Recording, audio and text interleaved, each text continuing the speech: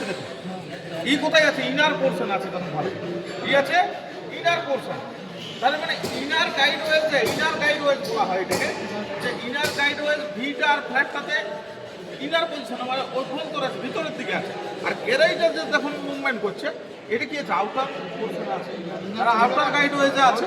Outer গাইডওয়েজে কে আছে? Carriage.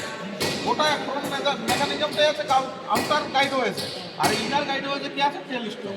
তো এইটা হচ্ছে আমাদের ভি বেড। আমরা আরেকবার বলি যে 4 রকম হয়, তার মধ্যে এই সেন্ট্রাল লেদি যেটা দেখতে পাচ্ছেন এটা হচ্ছে কম্বিনেশন বেড, ঠিক আছে। আরেকটা হয় এরকম ফ্ল্যাট বেড, যেটা শুধু এরকম ফ্ল্যাট সারফেস থাকে এরকম। একটা হয় ভি বেড, সেটা শুধু ভি আকৃতি বিশিষ্ট থাকে। আরেকটা হয় গ্যাপ বেড, সেটা কীরকম হয়?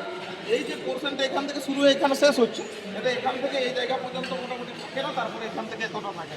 মানে সুইং ডায়ামিটারটা যদি আমাদের বেশি ডায়ামিটার, সুইং ডায়ামিটার যদি বেশি প্রয়োজন হয়, অর্থাৎ ওয়ার্ক পিসের যদি ডায়ামিটারটা লার্জ হয় অর্থাৎ বড় হয়, তাহলে আমাদের গ্যাপ বেড ব্যবহার করা হয়। তো এটা ছিল আমাদের লেদ বেড সম্পর্কে আজকে আলোচনা।